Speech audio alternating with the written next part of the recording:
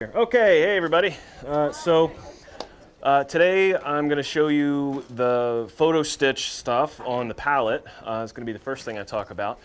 So by now you've probably seen these hanging up around the store, and I'm going to talk about how I did them and how easy it is. So the first one that I did was this one, which is from Meadows' school picture last year. And I was looking around for something to try the photo stitch out on.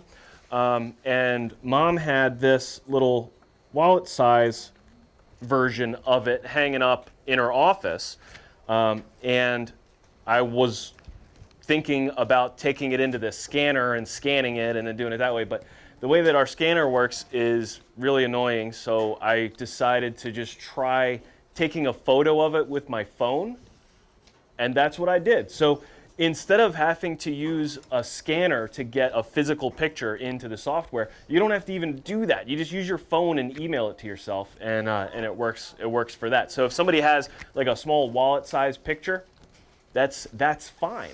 Normally, I tell people to avoid stuff like that when digitizing, but because this is fully automatic and you don't have to be tracing something that's little, it works great. And so this came out pretty good, right? And that looks like her. It looks just like the picture. Now, this did take a long time to sew out, okay? It was a good probably 8 hours of the machine running to sew this. It was 230,000 stitches. Wow. Okay, now I filled the big hoop on the Solaris with this. That's why it's so many stitches, and that's why it's so large, because it's as big as you can make it. This is as many stitches and as large as you could possibly do this. So I decided for the next one that I was going to do, I was going to put a mask, is what they call it in the program, and cut out part of the next picture that I did. Now this is a picture that I took years ago when we were at the beach. Okay, and didn't this come out really good? So what I did with this one is, I'm going to need you during the machine part, but I've got the, because it's all going to be on the screen.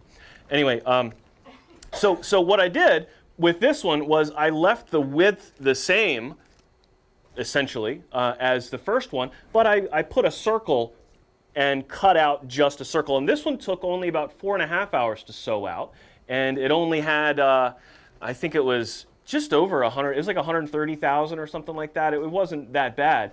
And it didn't take nearly as long to sew out, and it looks awesome. So you don't have to do you don't have to do the entire photo of something. You can crop it. And then I did the same thing with the horse here. This is Meadows' new pony Biscuit. I'm not exaggerating. This is really Meadows' pony Biscuit.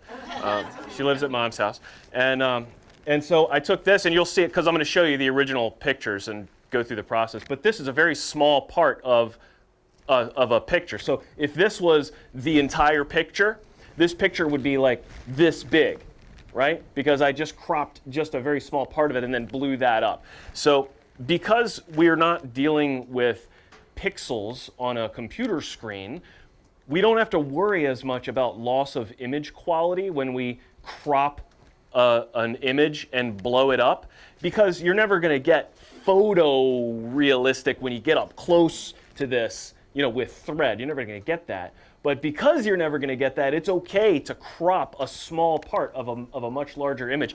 And I didn't get that until I started playing with this. Just how powerful it is, because I always told people that if you had a picture where the subject of what you're trying to do isn't front and center, it's just not going to work. And that's not the case. You actually can take, one person out of a group of people and crop just their face and have it work like that. So let's, I'm going to get started and actually show you stuff on the software now. I just wanted to kind of hold these up, and I'm going to hold them up as I go. Some of the other ones that have different settings applied to them, so that I can show you what doing one thing versus doing another thing is going to look like when you sew it out. I'm just using a single sheet of medium cutaway on all of these. Now that's going to be different depending on what material you're sewing these out on. I'm using an extremely stable material to sew these on because it's a ton of stitches. This is just wool felt, which you can embroider anything you want onto, and it doesn't move at all. If I were to be sewing this out on like a lightweight cotton, I would probably want to use a serious adhesive stabilizer like Floriani Perfect Stick or something like that that kind of makes the fabric turn papery. I want the fabric not to move at all because of how many stitches there are. But if you're doing it on wool felt, works just fine with just a cheap medium. I mean, this is like 15 bucks a roll, this stuff. So, you know, that's. So here's how it works. You pick a picture, and I have a folder full of pictures that I have been doing this with. And these are just, I went through kind of like my old image folders, pictures of meadow and that kind of thing. So what I'm looking for in a picture that's like a perfect picture is going to be one where, for the most part, she or whoever the subject is front and center, because the best possible result is going to be from that. So I had, let's see, we've got this is the original image that one that's kind of my favorite one that I did of Meadow is from. So you can see where I've cropped her head out of that, and now you can see what the blue in the background was. We were standing in front of the bay. But a picture like this is perfect, where you've got a faded out kind of unfocused background and a clear subject. That's like ideal. Like this is what I would call a perfect picture to do this with, because she's so front and center, and it's such a high resolution picture. Now, the cool thing is, I mean, you can see that that's a really high res picture. I actually took that with my fancy digital camera. But the cool thing is that our phones that we carry around in our pockets, our Magic Pocket rectangles, have ridiculously good cameras nowadays. So actually later, I'm going to take a picture of somebody. I'm going to need a volunteer for this, but we're going to take a picture of somebody with my phone, and we're going to digitize it, and you'll see how easy that is. But anyway, so I've just got these pictures here, different stuff that I tried to do, and let's do one of them. So in the palette software, there's a whole tab for doing images, and this works for images of cartoony images. It can be images of anything. The photo stitch is just one facet of the auto digitizing. So you see we've got all these different options for buttons we can hit. But I'm going to open my image over here from File, and we go in and pick, let's see, we'll do this one. Right? You just hit Open there. And there we go. All right, so as we can see, this image is enormous. Right? This is really, really big. So this little rectangle here, and it's actually slowing down my computer to have such a large image open in it. So it's got this black rectangle that's the hoop. That's the big hoop on the Solaris. That's how big this picture is. Okay? So the pictures that your phone takes are really, really big. So what you can do to eliminate the problem of having this giant image slowing down your computer while you're doing this is there's a very, very easy way to resize a picture on a Windows computer. Okay, and I'm going to show you that method right now. It's super simple. All you have to do is go to the location of where the picture is and select it, right-click it, and choose Edit. Okay, so I'm in the folder where the picture is. I've right-clicked it, and I hit Edit. Now, what happens when you do that is it opens up the picture in MS Paint, which is just an image program that comes with Windows. Everybody has it. If you have a Windows computer, this is what will happen when you hit Edit on an image. And one of the things you can do with this very quickly and easily is resize an image. So we go to Resize right here. You see this one? You click on that, and then you just change this value from 100 to 30. And any picture that you take with a modern cell phone, taking it down 30% is going to make it perfect for using this program. So I just type in 30, I hit OK, and it sizes the image down a little bit, and then I can just save this, File, Save, and it will save over the original picture. Okay? And then I don't have to do anything else. I can just exit this. Right? Now I've already done this with this image, so I'm not going to resave it, because I have one that I already resized. I just wanted to show you, because when you go home and do this, this is what's going to happen to you. Your pictures off your phone are going to be this big, right? And it's like, wait a minute, this isn't like what Brad showed at all. So I figured I'd show you what it's going to look like. You do want to resize your pictures. So I'm going to go in and open the sized version of this, which is this one. You don't resize it Yeah, you do it before you put it in palette. Actually, what really happened there was I forgot that that was going to be that big. So. But anyway, so yeah, you want to open the sized one. So we can see that this is a much more reasonably sized picture here. And what I do is up at the top, I have my different options for what type of photo or what type of auto digitizing I want to do. And I want to choose Photo Stitch 1. Okay, this is how we do this style. All right, so the ones that look like this, I'm going to record this and put it on the internet so people will be able to see. I forgot to turn around and show those to the camera before. Remind me if I forget when I get to other ones. But the Photo Stitch 1 is the one that does this style. Okay, so there's other styles of Photo Stitch that I'm going to show you, but this style is Photo Stitch 1. So we click on that, and then we have an option for color, sepia, gray, and mono. You want color if you want it to look like these do.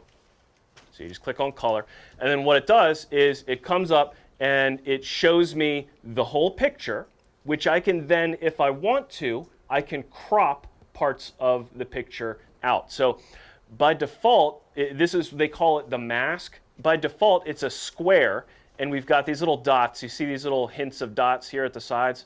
These I can grab and move the square so that I'm cropping part of the image. Right? If I want to do the whole thing, I just leave it at the default. Right?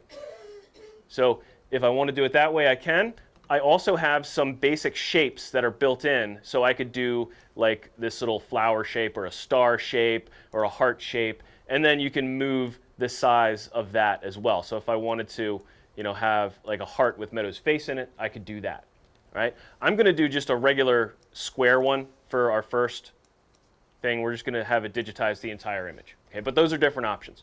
All right, so now we're going to hit next. And at this point, it's showing me the size of the image relative to the selected hoop. Okay, now the palette software always works with a hoop that you currently have selected. You can change it at any time, but this will be whatever hoop you currently have selected in palette, and we can change it in the design settings button right here. If I click on this, I can tell it what hoop I'm using. Right now I have the big hoop on the Solaris selected, but I could do it in the Destiny large hoop. I could do it in any hoop that any of your machines would have. And if you have a machine that's not a baby lock, you can just create your own hoop size. So say you've got a machine that the hoop size is 240 by 300, say, you can go in here and say custom size, set this to 240 by 300, and it'll work just fine. Okay, so I'm gonna leave it in the Solaris hoop, but because my image is wider than it is tall, I want it to sew out this way instead of this way. So I'm going to tell it to rotate the hoop 90 degrees. So I just put a check mark next to that and see how it rotates my field. And then when I hit OK, we can see that my embroidery hoop is oriented this way instead of this way, right? So what I usually do with this is I want to sew these out as big as I possibly can in the hoop that I have selected. So what I do is I hit this button here, Fit to Page. Can everybody see it? It's right under Design Settings. You left click that and it will either scale the design down so that it fits in the hoop, or it will scale the design up so that it is as large as it can possibly be and still fit in the hoop. Okay, that's probably the best way to do it, because in general, the bigger you make the design, the better it's going to look. So I would make them as large as I possibly can, unless you're going for a specific thing. You want to have something on a sleeve or something like that. So at this point, all I have to do is hit next. And depending on how your computer is, it may take more or less time, but there we go. And legit, that's what it will look like when you sew it out. No joke. Okay, so stuff that we can do to this, right? Now this image is sort of an ideal image, again, because she's so clear. Her color is contrasting with the background. She doesn't like fade into the back. Well, her hair fades a little tiny bit into this. But stuff we can do to make an image look even better, all right? One thing is to increase the maximum number of colors. The default is 10. I have done each one of these that I have sewn out here at 15 colors. Every single one of these except for there's a cat in here, and I'll show you the cat in a bit. That's only 10 colors. So you can see the difference between what that looks like. But I have found that 15 works great, and it's not too burdensome to do 15 color changes. Now, you can put in as many as you want, but I think you get diminishing returns past a certain point. So I thought that 15 looked great. Now, here's the thing. Your preview's not going to change all that much, but it does look better in person when you have more colors. So I'm going to do 15. I just typed in 15 here for max number of colors, and down here I can update my preview. And there we go. We see we get a more realistic skin tone there. This one actually did change significantly once I did that. Sometimes they do, sometimes they don't. But the computer picks the color. Yeah, you don't have to pick your own colors at all. These would look atrocious if I had to pick my own colors. I'm just terrible at that. So what you do is you tell it what thread chart you want it to use. And I have been using Floriani this whole time, although I didn't use Floriani thread for everything because I didn't want to have to open, a Floriani thread every single time I did one of these. So what I did is I would do it in the Floriani, and then I have my Floriani thread chart that has all the different colors in it. So if it told me to use one that I didn't have open, I would go and search the store for one that was really close to that. So you can do that at home where you may not have every spool of Floriani thread in existence, but you might have a color that's really close in Sulky or in Robeson or Madeira or whatever. And as long as you see what the intended color is, then you can find something that's going to work. And that's what I did the whole time, to do all of these. Yeah? Can you in there insert what thread you do have? Yes, you can. You can create your own custom thread chart with any brand thread. You can put in any color from any of the thread charts that are built in and build your own custom thread chart. So you can say, okay, here's the 57 spools of Floriani that I have. Here's the 38 spools of Sulky that I have. Here's the 22 spools of Robeson, et cetera, and let it pick from those so that it only assigns colors that you own. Yeah? How many spools of flesh did you have to get the shading properly? It's weird that it is as few as it is. Most of them are 4 or less. It's doing it with thread direction and layering as much as it is different colors. And the other thing is a lot of what you would think would be flesh colors end up being shadows on people's faces or just on whatever it is that you're embroidering. And so I'm going to get into this in a bit, but it looks really bizarre when you're sewing one of these out until it's done, because it'll have pink, like bright pink, in a spot on somebody's face, and you're like, this has to be a mistake.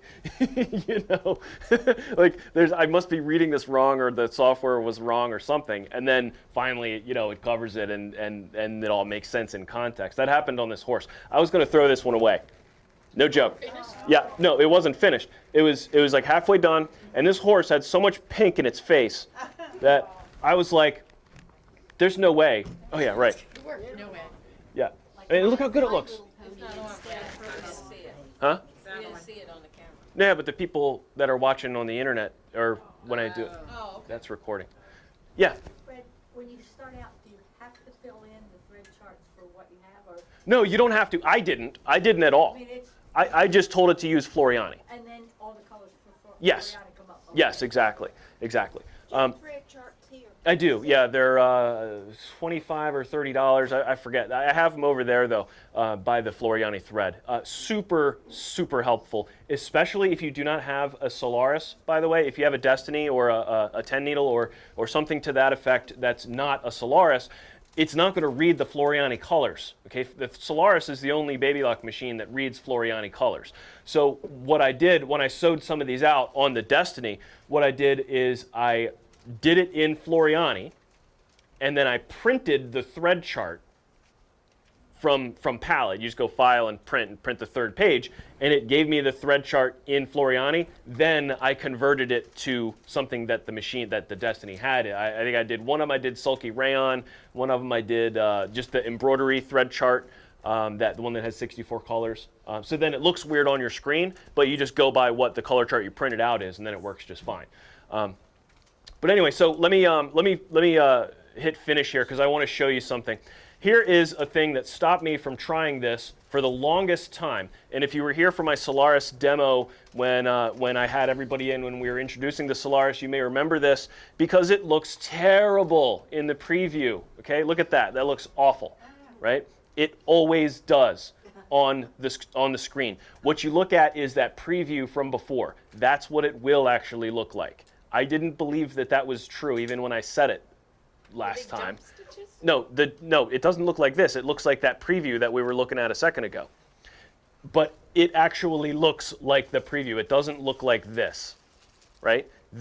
For some reason, the software just can't render the way that it's actually going to look when it's rendering it as a design on here. I don't know why, but it stopped me from even trying this for the longest time because I thought it was going to look like this, and it turns out it looks like this, right?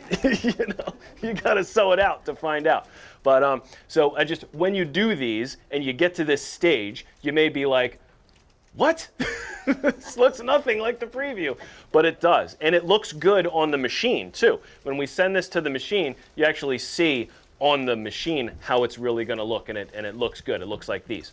So let's talk about something that's a little more difficult to get to look perfect, and I don't mean difficult, but something that's not going to look great as soon as I hit the button. You may have a picture that's not completely ideal, right? So I've tried a lot of different pictures, and one of the things that's challenging is if you have a picture, say, of a dog, and you want to digitize a picture of the dog, and the dog is like a khaki color, and he is sitting on a carpet that is the same color as he is. That doesn't look very good unless you make a couple of changes. So let's do one of those. I'm just going to hit the delete key and get rid of this one, and I go right back up to image, and I left click and choose open from file. And let's see, we've got, where's that dog? Here we go. This is Caitlin's dog. I forget the dog's name. She's not in here to yell at me though. So, all right, so what do I hit? Which one of these am I using? Photo Stitch 1, that's right. That's the one that does it and makes it look completely photorealistic. And we're going to choose color. Now, the orientation of this design is vertical instead of horizontal, so when I get to that, I'm going to want to rotate my hoop. But first, we're going to crop the picture. Now, this time, I'm going to do it in an oval. And the oval saves you a lot of stitches.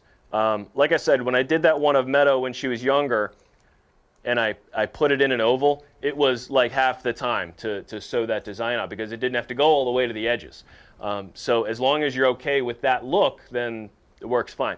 So the problem with this photo is it's not very well lit, and he's a very similar color to the carpet that he's on. So he's going to tend to blend into the background.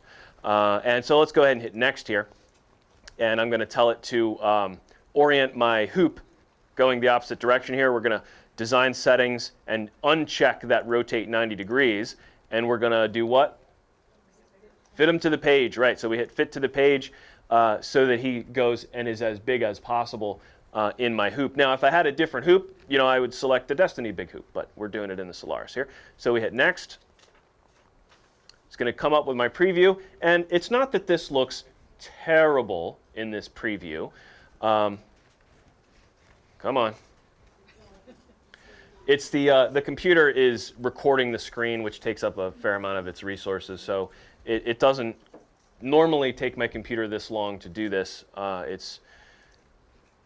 Most people's computers are going to do it a lot faster than what we're having happen right here. It's just, like I said, a matter of the Camtasia software. It takes up a lot of resources. Okay, here we go. Now, like I said, this doesn't look terrible, but it does really blend into the background a bit. Okay, so that's where our sliders come into play.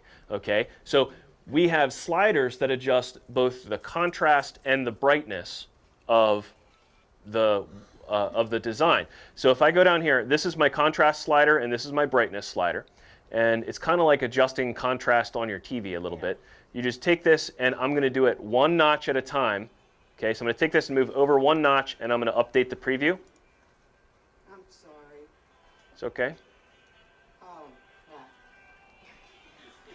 So changing the contrast is going to increase the variance between the fur and the carpet. Okay, so we've done that. Let's do another one. One more bump, hit update.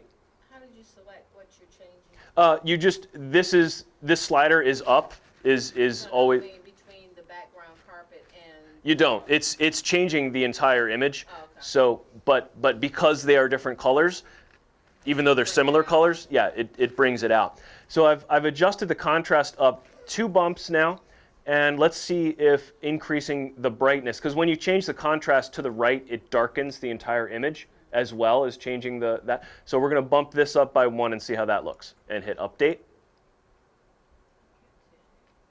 It hasn't changed yet. There we go. Now we can see it. Very, very clear. Now, it's still similar colors, but because the contrast is increased, we now can really clearly see the difference there. And this is going to sew out and look really nice. Okay, so with those couple of changes, and I didn't have to know how to do any of that. That's just, you move the sliders until it looks good, you know. So that's one way to do it. Another way to do it is there is an automatic method for this where you hit this button here, select from candidates. And what this does is it applies different brightness and contrast settings and shows you previews of several different options for how it will look.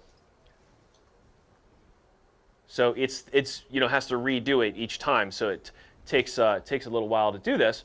But if I'm not comfortable moving those sliders myself, I can do this and then choose from the best one, that I think looks the best. So you go and you say, okay, you know what, I think this one looks good. You click on it, and it applies those brightness and contrast settings to your picture.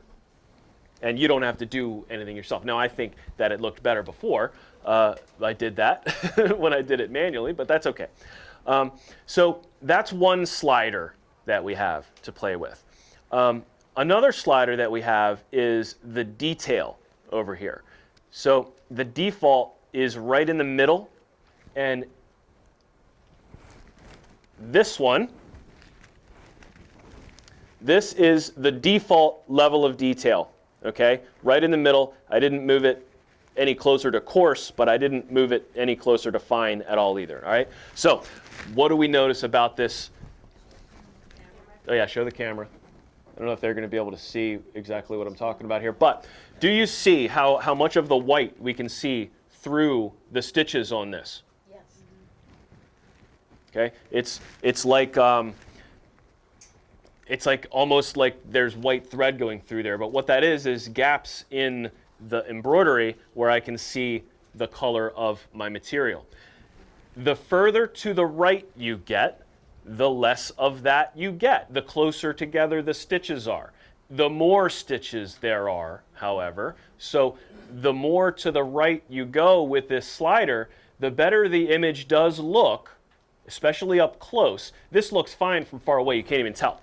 But up close, you look at it and you're like, oh yeah, I can see right through this. And then when you hold it in the light.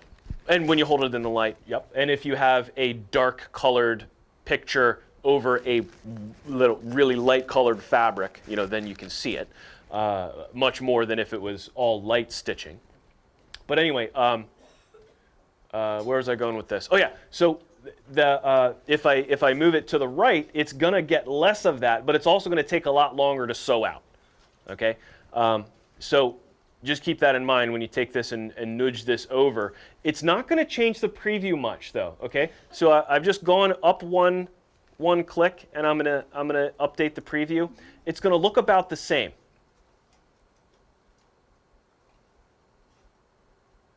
So you really can't go by the preview on that. Just know to yourself that the further to the right you get, the less of that see-through effect you're gonna get. This one is at maximum detail. Okay, this is max detail. You get up close to this, you can't see the fabric behind it at all. This one,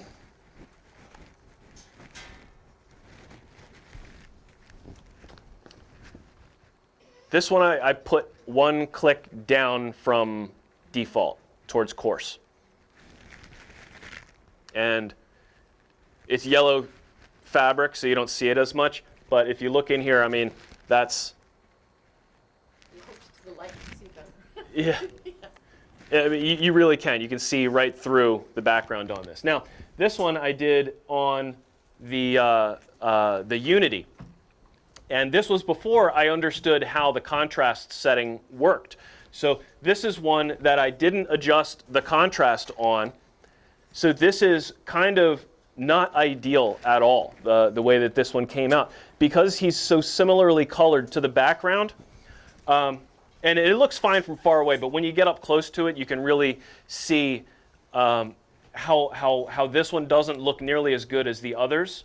Both because it's the smallest one that I did, but more because I didn't adjust the contrast settings on it, and it really needed it. I didn't figure out how to do that until after I'd already sewn this one out. So would you take that up to 15 colors as well? Yes, yeah, you would. It looked pretty good though, the way that it was. But yeah, watch it. We'll go ahead and update that preview and do 15 colors, and we get just kind of, a different look. It interestingly doesn't really increase the amount of time that it takes, well, that the machine tells you it's going to take to sew out. When you add more colors, it adds a little bit, but I found that a 10-color design takes just as many stitches as a 15-color design. It's putting different colors in a spot where there would be just a single color. All right, so that is that. Now, what if we had one where we didn't want to, maybe we want to cut out our subject instead of doing the entire thing. So I had this one here that I did. Now, this is the one that amazes me the most, not because the way that it's sewed out or anything like that, but because of the way that I acquired this image. I told you that I took the photo of the one that was her school picture from last year. The school picture from last year, I had a physical, I mean, it wasn't a giant picture of her, but it was, wallet size is, what, like 3 inches or something. So they sent me a few days ago, they sent me the preview for her school pictures from this year, okay? And it's on a piece of paper about the size of a credit card, and the picture itself is about the size of a postage stamp. Okay, I'm not exaggerating. Actually, I have a picture of it in here somewhere. Here we go. This is the card they sent me. All right, so this part here to about here, that's about the size of, imagine the size of a credit card. And this, I know I don't have anything to scale it to. I should have put a quarter in there so you could see. The quarter would be like this big. But this is about an inch or so. All right, so I was like, well, I wonder if this would work. So I took my camera, or took my phone, and I took this picture. This is the picture that I used, and then I cropped it so that it had just this part. Now I did that in an image editing program. You could do it in the palette too, and I could show you how to do that. So I ended up with this. Okay, so that's a cropped version of that photo that I just showed you, and then I fed that into the software to see how it would look. But looking at this, I was like, well, this background would just be this big giant blob of blue, and I'm going to use an entire spool of blue thread to do this. And if I want to have this blue background, I could do it as an applique or something, or just do it on blue fabric, and it would look exactly the same. So this was only 90,000 stitches. This took about 4 hours to sew this out, and I sewed this out on a Destiny.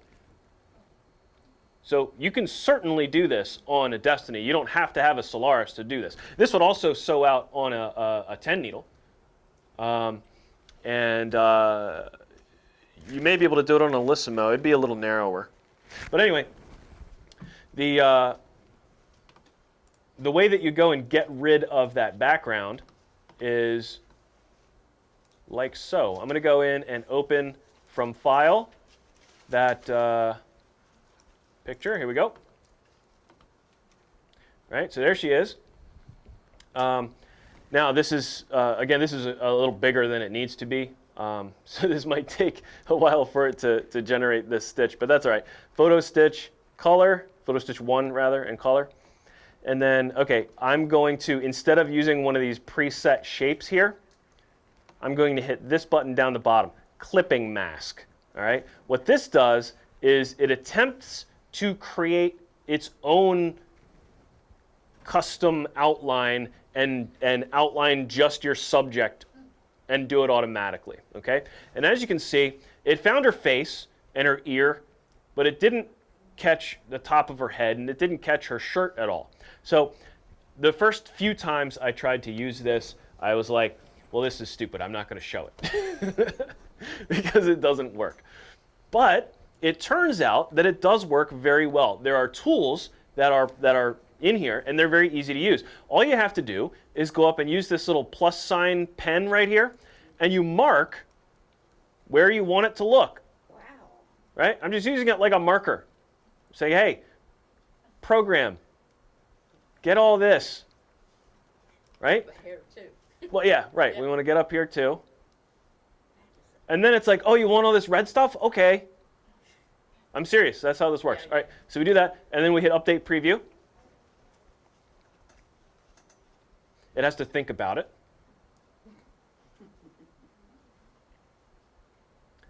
And then we're going to have more of this cross-hatched area. Okay, so here we go. So it's found all this. All right, so we need a little bit more. So what we're going to do is we're actually going to zoom in on this a little bit. We say, all right, we want that part. That's a little bit of hair that's missing. Get all the way up to the top of the head. And basically, we just color her in until it figures it out. And here, I just made a mistake. You see that? Yeah. I went a little too high. Uh-huh. It's all right. We can just go get the eraser and just, right? Yeah, handy. Just like using IQ Designer or something. So once you hit update preview, Yeah, that's when it starts then to you look. start Mhm. adding. Yeah, so it's really determined not to put this part in for some reason. I'm going to zoom out a little bit so I can get more of it, because I want everything down here, you know. So we just sit here and do this until it fills everything in. And you know, is there probably a more elegant way to do this? Yeah, but this is really easy to understand. You know, this is, I could teach people how to do this all day long. You know what I mean? I like this. There's just two things. You've got one that adds and one that takes away, and that's it. So this one, there's like this little spot in here where it's got this part that there shouldn't be anything right here. I take the minus one and I go, this is a different color, right? And then I hit Update Preview. And it's going to take away that part that I colored in. It's going to be adding some of the rest of it up here. All right, and then I think here, if I can hit this little eyeball and it hides the stuff that I've drawn on her so that I can see what it actually has. So because it's difficult to see kind of, you know, underneath of all that scribbling. So we can see we need to get rid of a little bit right there, and then we need to add more in here and a little bit right here. So we're going to make sure we get this spot that was missing there.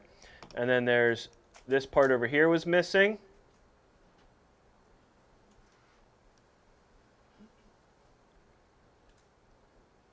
Like that. And then there's like this little spot that's poking up right there. We're going to get rid of that with the minus pen. So I didn't erase enough of it. And update the preview again. So you just sit here and do this until it sucks that outline right to it. Now, I've had pictures where it just like got everything right away. I don't know, because it seems like a pretty clear boundary to me what's meadow and what's a blue background on this one. But I've had pictures where it just got it right away for whatever reason with this, and probably because it's a photograph that I took of a 1-inch. Probably didn't make it any easier. But like I said, I just couldn't believe that it came out at all like that. But you just keep updating until it looks good, and then once it does, you hit OK, and it creates a custom outline shape. And what's cool is it saves that outline shape for you, so if you screw up and end up having to start over again, or you hit the wrong button, look at this. I'm going to hit OK. It's auto-save. it automatically saves this, and it saves the last 5 that I do, and it just cycles through them. Okay, so you can see I've got these ones that I was doing. I was actually doing Grumpy Cat, like the meme over here, and so you can see his outlines are still up there. So the next one that I do, this outline is going to be over here on the left as one of my options, right? So anyway, I'm just going to go ahead and hit next from here, and we'll see what it has pulled out of that picture. There we go, and we see I should have zoomed in and looked a little closer because I could have got that better, and also I've got the side of the picture in here. The one that I did here, obviously, I spent the time to go in and cut everything out that needed to be cut out. Anyway, we would just hit fit that to the page and hit next, and it goes and does its whole rigmarole, and then I've got my design with no background. Pretty cool. Pretty cool. So that's how I did this one. Now, start blank. Let's see. So what else do I want to talk about on this before I move on to other types of digitizing these? This one here. All right, I'm going to show you these two side by side. These are the pretty much the same size. Okay, I just maxed out a circle in the Solaris. Fine detail, coarse detail. It's not just that you can see through the stitches. There is much more detail visible on this one than there is on this one. Okay, when you look at them right next to each other, and these were equally quality pictures that I started with in terms of you know, how many pixels they were and what a nice picture it was. Like, it wasn't like this was one that, you know, I took a photo of a little tiny postage stamp or anything. They were both used, you know, DSLR nice cameras, both of these. So that's the difference between coarse detail and fine detail, right?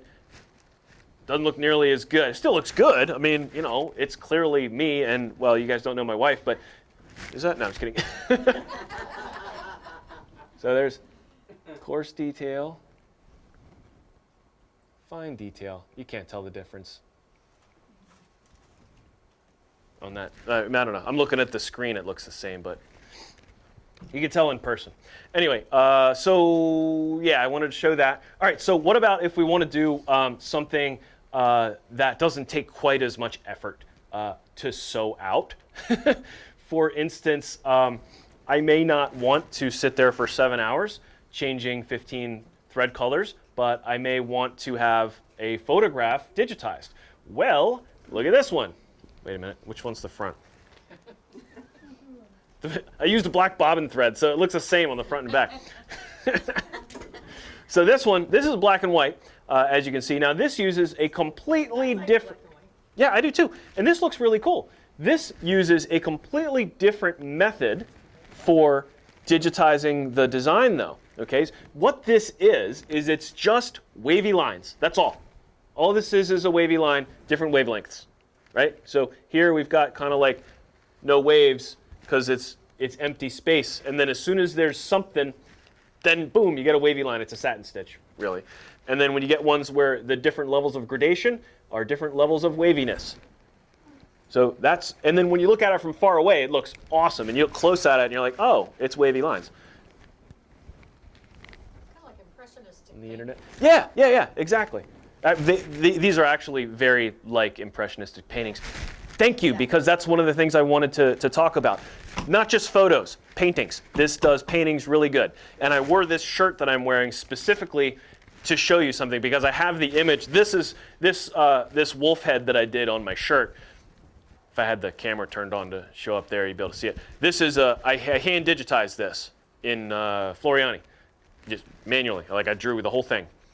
But I have the image that I used to do this, and I'm going to do it on here so you can see, like, it's really cool the way it looks. I have it on the machine too. Anyway, so yeah, people at home, there we go. The way that this works is very simple. You just go and use Photo Stitch 2 instead of Photo Stitch 1.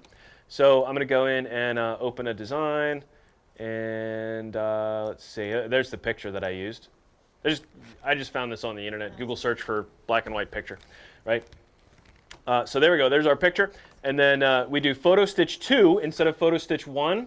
And I got the choice of color and mono. The color option for this is this with 4 colors. I didn't think that any of them looked good enough to save as samples. I really didn't like them at all. If I was going to do that, I said may as well do that. They looked atrocious, so I didn't even save them. But the mono one I thought came out really good. Yeah. Okay, so we go down to mono. Look at that. It's mashing my mask of meadow down because this is a horizontal picture. The other one was a vertical. But there we see we do have that one that we did before saved in there. I'm not going to use it. I'm going to do the entire picture. And then we're going to hit next. And we're going to change our design settings to do what? Because why? Rotate, because this is oriented this way instead of this way. So design settings, rotate 90, okay. Right? And then we're going to do what? Fit to page, that's right, because we want it to be as big as possible. Now, if we didn't want it as big as possible, we wouldn't do that. But what we probably would do is select a smaller hoop and make it as big as possible in whatever hoop we select. So if we want this to fit in an 8x8 hoop, right? We still want it to be as big as possible in the 8x8 hoop, I would say. Anyway, hit next. And then, wait a minute. There we go. Okay, so as you can see, the preview for this looks really dumb. You just have to trust that it's going to work, because it does. It's just unable to preview this properly. If you take this and save it to your machine, the machine displays it the way that it's going to actually look. It's just something that I had to learn about the way the program displays these, because I would look at this and not even try it. Because that, what is that? That's a blob, but it's not. That's this. That literally, it's the exact same thing. That's what it's. Yeah, this is what I did to do this. I didn't make any changes to it when I actually sewed this out. I just hit finish and trusted that it was going to work. So. Do you have to start with the black and white picture? You don't, but it works better. I found. I did it with some color pictures, and it wasn't as good at figuring out the difference between shadow and like another object, kind of. I'm wondering if I had a picture in my phone, a lot of times you can Yeah, to black and white. that's what I would Away do. from there, Yes. then take it to Yeah, that is what I would do if I were taking a color picture and turning it into one of these, because it's going to work better off of an image that's black and white. So that's a way to do this. But we also can do photo stitch 1 in a variety of monochromatic ways. All right. So I'm going to do one of those now. In the black and white, do you always usually use 4 colors? No, I use one color. I don't do the color one. I do. I thought you said that was 4 colors. This is one color. The one that did it in 4 colors came out really bad, and I threw it away because I didn't want to show people things that look bad. Sometimes showing the bad, that's not make the same mistake. I'm telling you, don't make that mistake and use it, because it looks stupid. It looked kind of like this preview right here, like that. It looked kind of like that, except worse. Anyway, so under Photo Stitch 1, we have some monochromatic options also. Right? So check this out. We go Photo Stitch 1. We had color, but we also have sepia. Is that how you say that? Yes. I always said sepia, but then somebody said sepia the other day, and I was like, oh, is that how you say that? I don't know. Oh, was it? and then gray and mono. Okay. So the sepia one is going to be like kind of those like browns, tones like that, like Old West kind of images, Civil War pictures kind of thing. And then the gray is Grayscale. Okay. So the gray is actually very similar to the color in that you'll have 10, 15 colors, but they will all be shades of gray. And then the mono is a single color, okay, relying on the difference between your fabric and the thread color to bring out all of the detail, just like how this one does. But instead of doing it with wavy lines, it does it with swirling stitches the way that the Photo Stitch 1 color does it. So let's take a look at what some of these look like. All right, I'm going to do a gray one. And, oh, I didn't mean to do her. Hang on. I don't have anything against her. I wanted to do one of Meadow because I have a black and white picture of Meadow over here. All right, delete. Hey, why aren't you deleting? I want you to delete. Open from file. And then, here we go. This is from when we were on a Baby Lock trip. What happened? There we go. All right, so there she is. This was a couple years ago. We were in Costa Rica. And anyway, so we're going to do this one in Grayscale. We're going to left click on gray instead of color. And then if we want to, we could crop it. So like I could do this and kind of get this part of the foliage out. You know, just to cut down on how many stitches it's going to be. You know what I mean? Like, why do some dirt over here when I don't have to? So we're going to hit next. We're going to fit it to the page. It's already the right orientation. Hit next.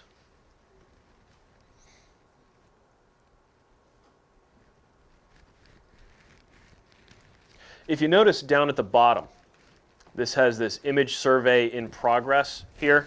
I'm in front of it. See that?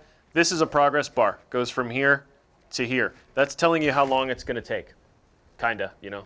It's telling you how far along it is. Yeah, this green bar that's filling up.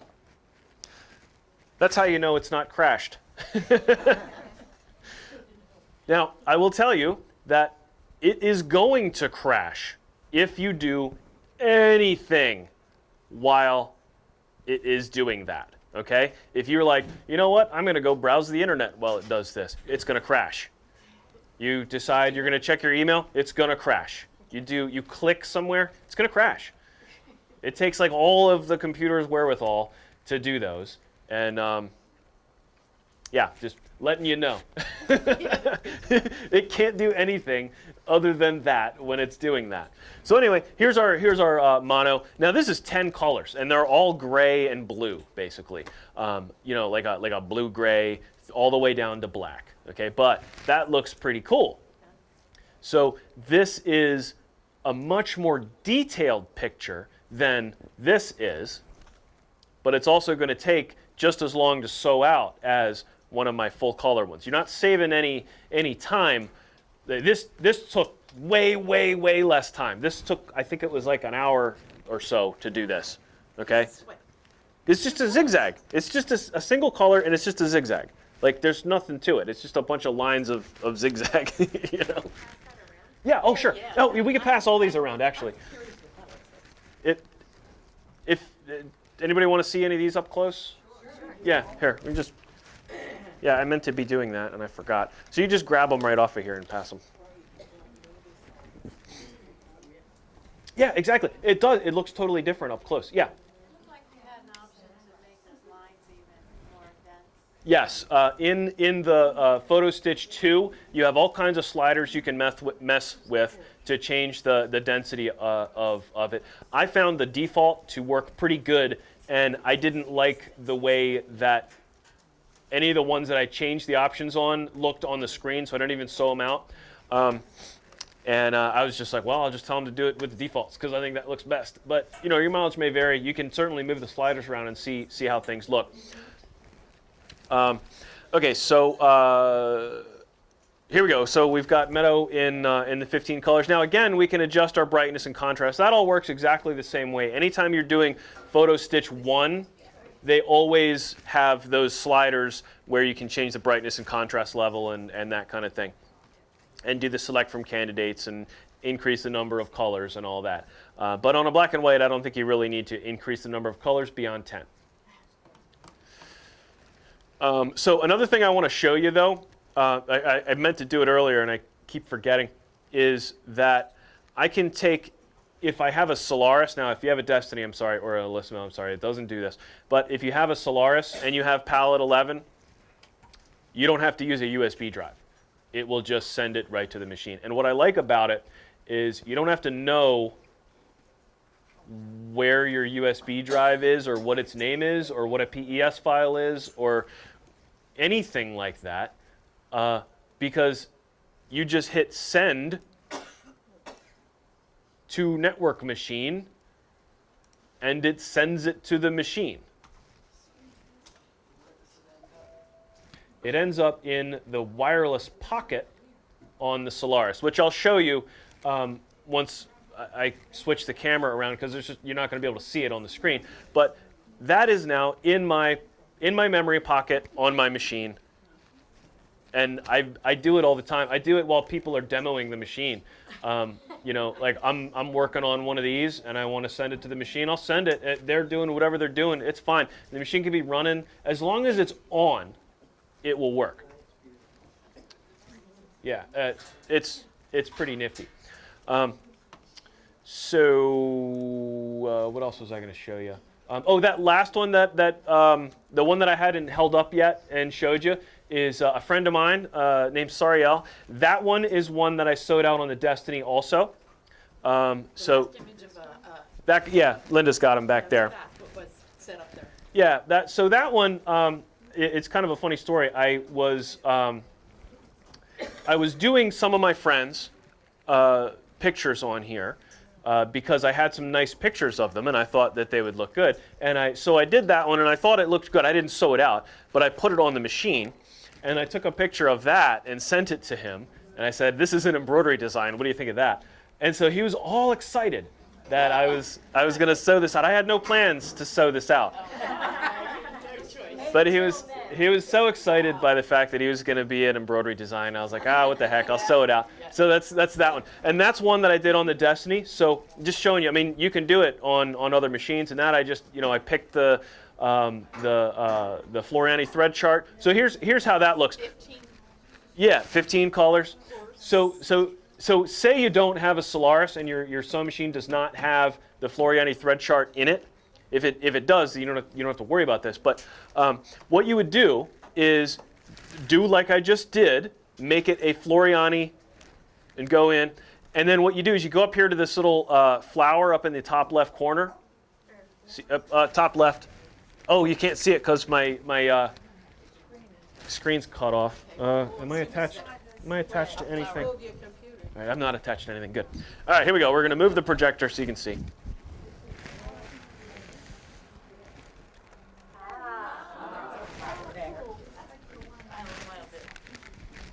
Okay, you go to the flower, and you go to print.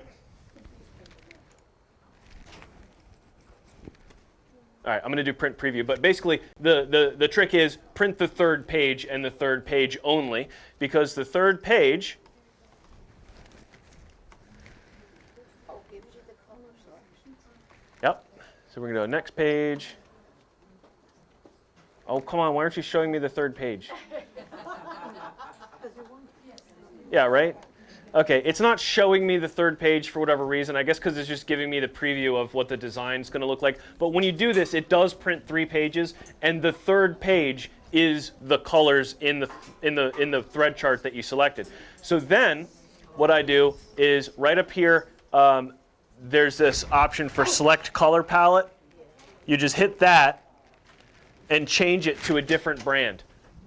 Okay, so the one that I had been using is Brother Embroidery, because that's the basic color palette that's built into your machine. The machine will definitely recognize all the colors. It will look bad on the screen, but you just follow the thread chart that you printed and it will look like it did in the preview. Okay, so that's, I found to be the easiest way to deal with a machine that does not have a Floriani thread chart in it. Now, if you don't use Floriani for your initial thing, then that's not an issue. But I found that it consistently gave me the best quality results because I think they have so many colors. They have more colors than any of the other ones. So you end up with truer colors in your photo stitch. Let me ask you a question. Yes. Okay, like I did a design and it had 11 colors in it, but it was 27 color changes. Yeah. Because of the layering. Yes. Is that what this does as well? No. It does 15 colors, 15 color changes, or however many you set it to do. But it does not ever go back and put another color that you already used. Don't know whether that's a good thing or a bad thing in terms of image quality. I haven't noticed anything to complain about, really. But I'm certainly glad that I don't have 15 colors and 30 color changes, yes. But yeah, it doesn't work that way. It only goes 15 color changes. Or however many you set it to do. Let's see. Oh, it's this button right here, right next to this question mark. Select color palette. You have to have a design open for it to be highlighted, and I just had deleted that one. Is that a question mark I'm seeing? Right here. Yeah, online instruction manual is right there. Which, of course, this does not come with any sort of manual. So. But you get me. I give you unlimited lessons on it. Come in as many times as you want. I show you how to do stuff. So, I mean, there's like a million other things that you can do with Palette. It's a full digitizing program, right? Like it digitizes. That's what it does. You can make your own designs from scratch with it. The coolest thing that you can do with it, I think, is the photo stitch. Its regular auto digitizing is also very good. They call it auto punch. So, like if I go in and open an image from, let's see, I'm sure I've got something in this. Where's my libraries, pictures? Danger Mouse. Let's do Danger Mouse. This has a little bit of a watermark in it. I wonder how that's going to work. I have no idea. I'm in uncharted territory, folks. What was that you selected? I did auto punch. So this is your auto digitizing of things that are not photos. I'm just curious as to how this is going to come out.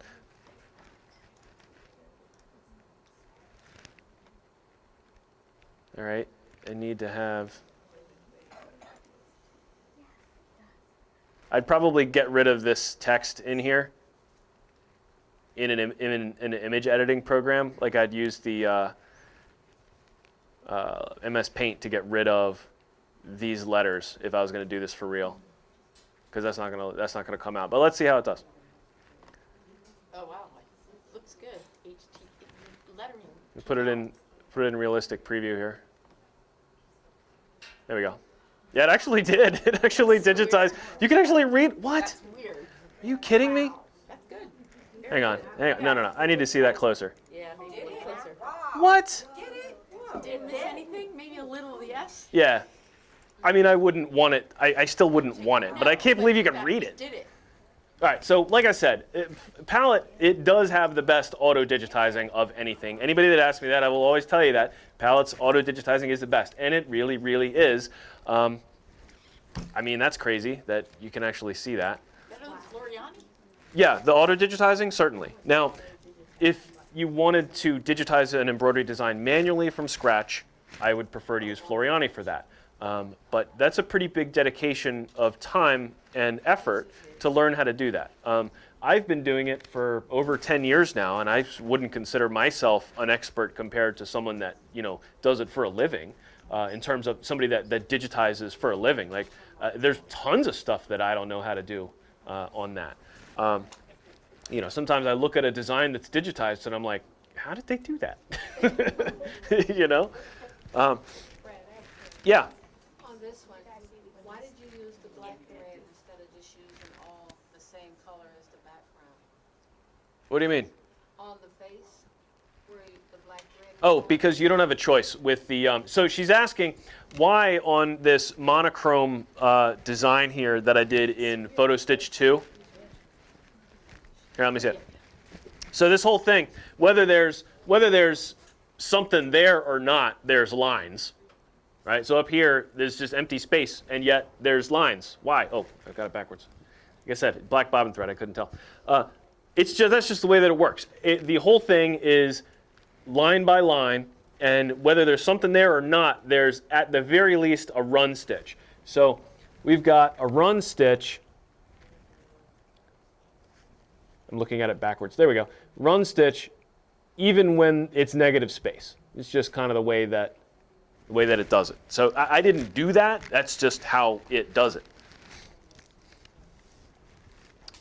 Yeah, wasn't that crazy? I couldn't believe that. I would never know the line through there from a distance. Oh, yeah, that? Yeah, you can't tell. Yeah, So that was your, totally cool. bobbin thread? Yeah, that's the bobbin thread. That's the top thread. So the Oh, yeah, top go ahead. thread, you couldn't use just the same Yeah, color? we're I'll bring it back. okay. I mean, everybody's looked at them now. Mine was that you couldn't just use the same color thread as that background instead of the black thread? It doesn't let you. It only does one color. Oh, really? Yeah. When you do it the way that I did it, it does it all one color. It's just a single color change. Yeah. When you do that auto punch, do you Yeah. have the ability to modify any Yeah. of it, or is it set? Very similar to like in your Floriani Total Control U. You can bring up the image and edit the image before it runs its stuff on it. I could certainly have done that and gotten rid of that text before I went ahead and auto punched it. I just was kind of breezing through it. That was pretty amazing. Yeah, I'm impressed. All right, so and I'm the one trying to sell it to you. So, oh, go ahead. Yeah. So can you go into software and change the fill color of how that red is? So the big red logo, could I have gone in and changed what type of fill that is? Yes, absolutely. Once it's digitized it with the auto digitizer, everything is objects, which means that I can select those objects and change them to have different properties. So I could have made it whatever kind of fill stitch I wanted. I could have made it a decorative fill pattern from the IQ Designer if I wanted. Yeah. You do that in the machine. No, you do that on the software. Yeah. So speaking of IQ Designer, another thing that the palette does is literally everything that IQ Designer does, plus more, in terms of that way of thinking of digitizing. So what I mean by that is, in the IQ Designer has this unique way of dealing with filling in negative spaces with decorative quilting designs. All those decorative fill patterns that you have, there's no way to quickly generate something like that in any digitizing program that I'm aware of, other than in Palette. And Palette has all of the decorative fills that are built in to your Solaris Destiny machine. Plus it has more. Plus you can make your own and save them. And it's really neat. So like if I wanted to have repeating awesome skulls, which is something that I want, I can do that and put it into the machine and use it the same way that you would use any of the decorative fills that are built into a Destiny or a Solaris. So if I have, let's see, I need a shape first. So let me get myself a shape to fill.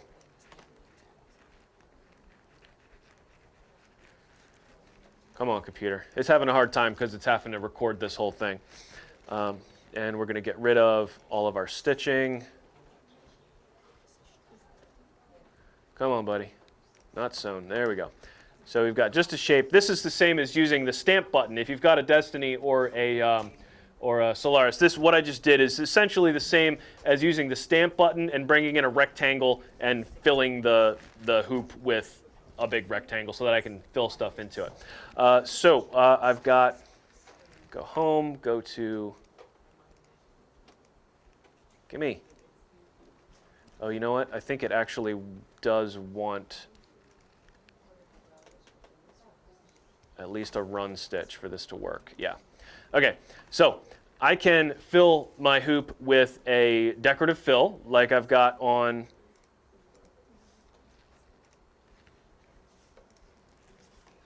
the Destiny or Solaris. Okay, so this is a repeating background fill. And if we look at these, oh look, this was the Batman that I did in the in the Solaris class. I made my own custom one and I did Batman. But it could also be an awesome skull for reference.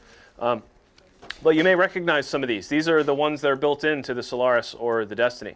And we have all the same options that we have right on board the machine, but we have those options and more, because I can go in and pick one of these. And let's say we increase this pattern size so that you'll see what it does in a second. See that? See how they're larger? So we've got this now. This is stitches. This, I could take this and sew it out onto a quilt or something like that. But I can also select this same area that I just had and then tell it that I want to work with the negative space inside it. It's like a whole nother level of stuff you can do with the decorative fills and that you can't do in an IQ. Watch this. Now I've filled in that negative space with this little vine design. Neat, right? I mean, it is neat.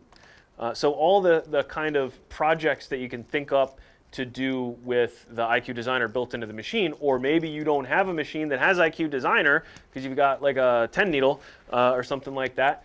Not a 10, a Enterprise versus a Valiant. You have no way to use the IQ Designer. You can with this software. It basically turns whatever machine you're using into a machine with IQ Designer, because I can just go ahead and make my design over here and actually have more options than I do just built into the machine if I've,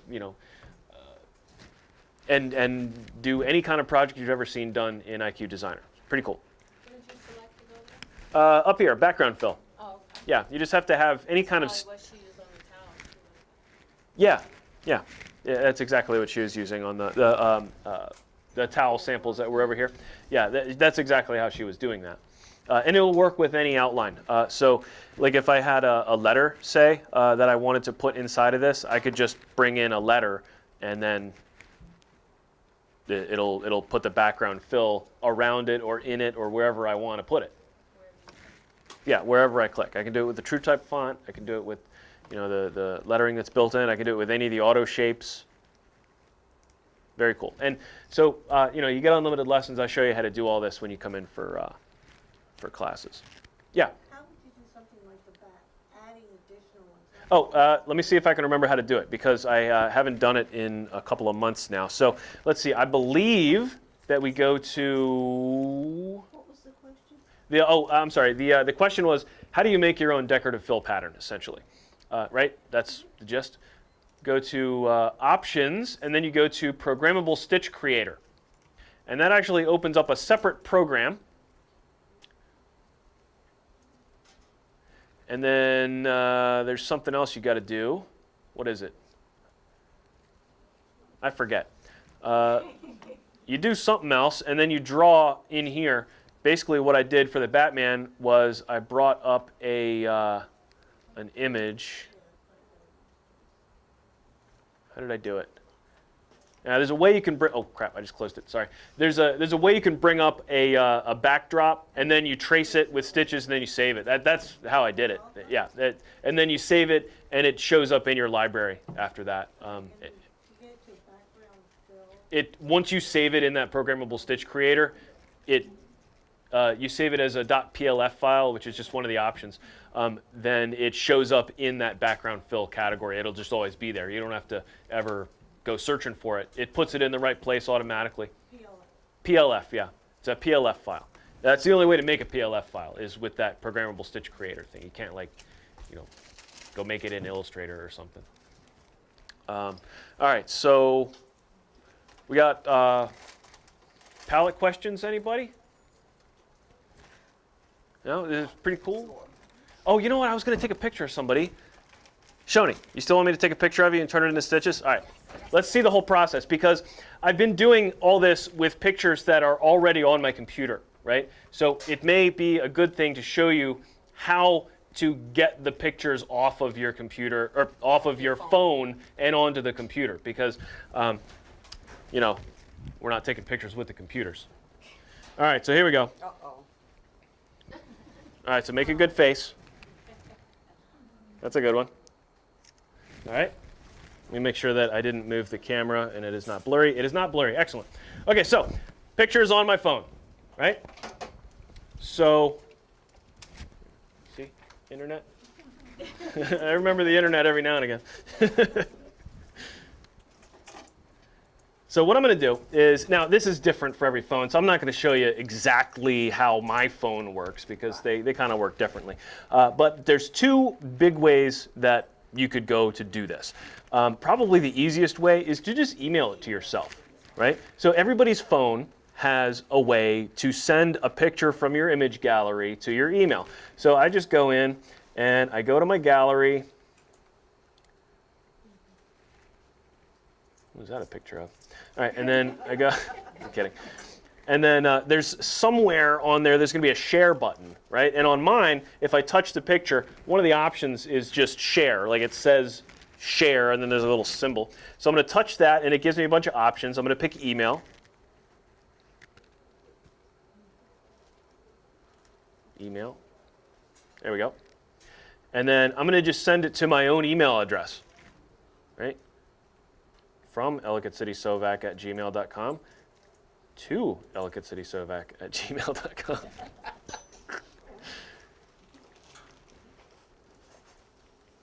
Shawnee. Send.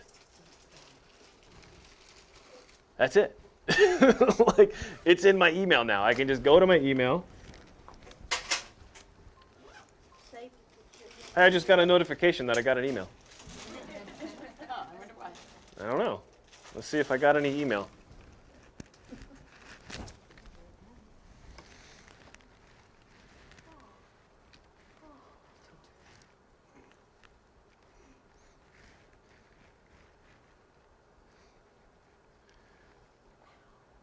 There it is.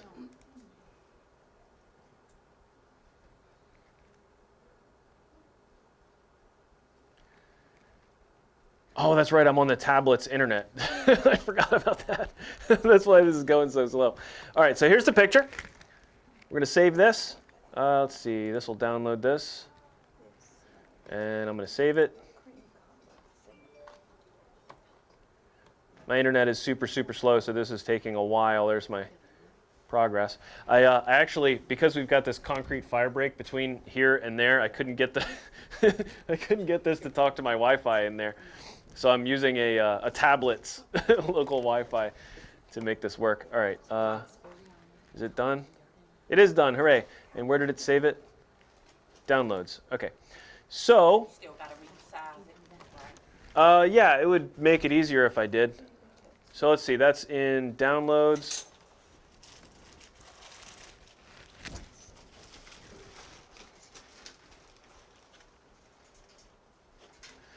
This poor computer. Well, it's trying to record the screen this whole time, and it's been a lot longer than it's ever had to record anything before. Is there a good computer to start doing this on if you're gonna buy a new one? Okay, the question is what kind of computer to buy if you're going to buy a new one. Basically, it doesn't really matter what brand you get that much nowadays. They're all pretty good. But what you do want to do is make sure you get one that has a full HD monitor. So the size of the screen isn't that important, okay? What's important is the, man, this is taking forever. I'm just going to do it through here. The size of the screen isn't that important. What's important is the number of pixels in the screen. Because if you have a really poor, low resolution monitor, then it isn't able to display all the icons on a lot of programs. So, and then get an i7 instead of like an i5 or i3. It's gonna be faster. All right, photo stitch color. Oh, we need to open the image from file. This was in downloads. Where's my downloads folder? Downloads. There she is.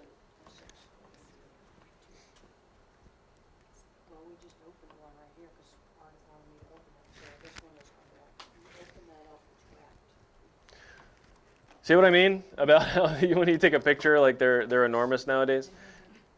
Let's just see how long it takes it to do if we don't size it down. All right, so we'll do.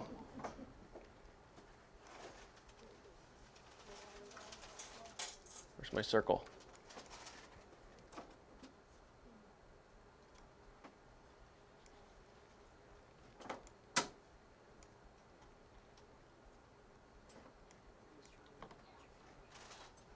Let's just do this. So we get just, right? So I've cropped everything but her face.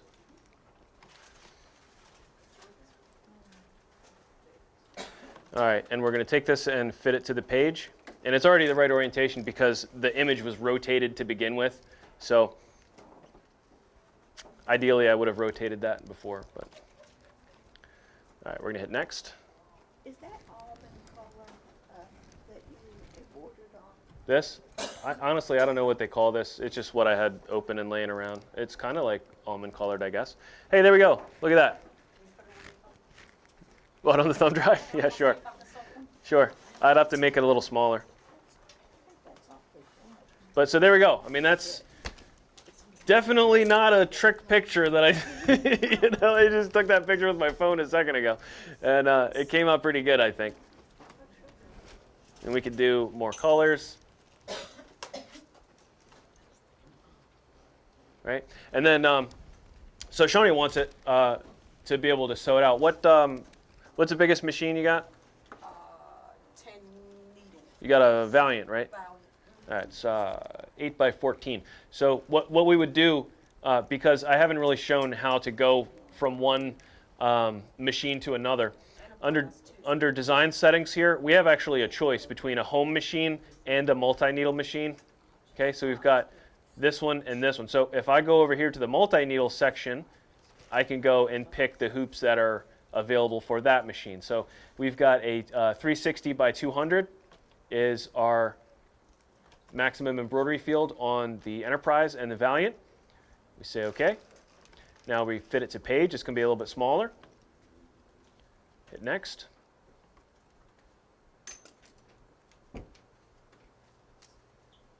There we go. Can we save that chart, the color chart? Yeah. Do you have any software? Masterworks. You convert it in Masterworks then when you get home. Leave it in this color chart, print it, and then, Okay. yeah. All right, so there we go, and finish. That's it.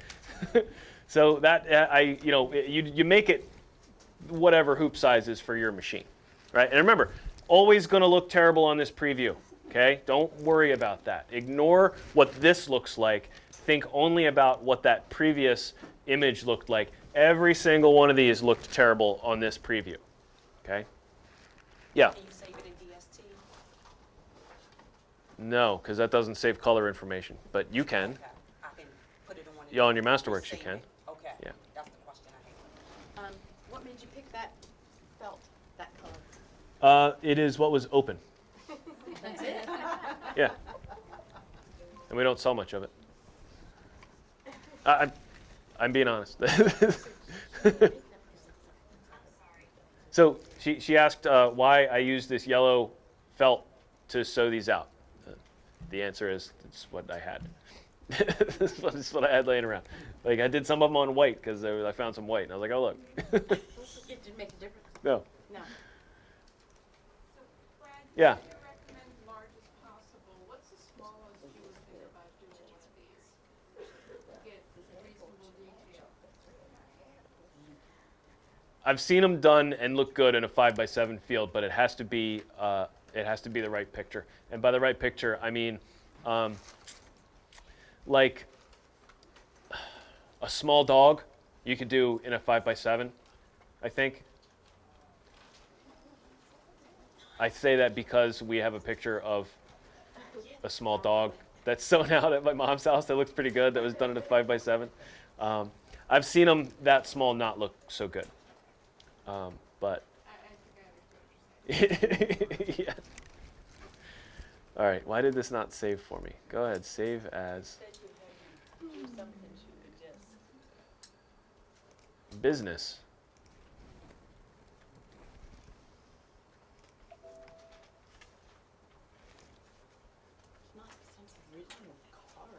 Keep all designs within the design page. It is within the design page. What are you telling me? All right, whatever, save it. If it doesn't work, she can email it back to me. Fix it. All right. There you go. Mm-hmm. So things that are helpful when you have this program, the Floriani thread chart. Very, very helpful. If you don't already have all of the Floriani thread, if you're like me, you're probably not like me in the fact that you're currently in a sewing machine store when you're doing one of these. I didn't have all the colors open though, so I was just matching up with, I had Madeira laying around, and I had a bunch of old Hemingworth laying around. And I just went and matched whatever I had, you know, to get it as close as possible. Although I will tell you that using the exact right colors really did make a big difference on some of them.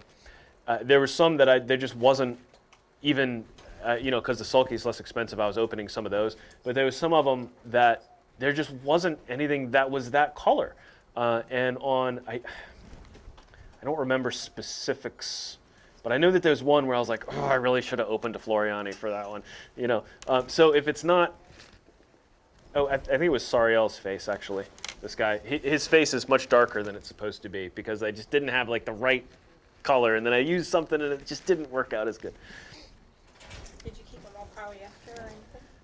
No, every one of these has rayon and polyester in it, and one of them has a polyester regular sewing thread, and it all worked just fine.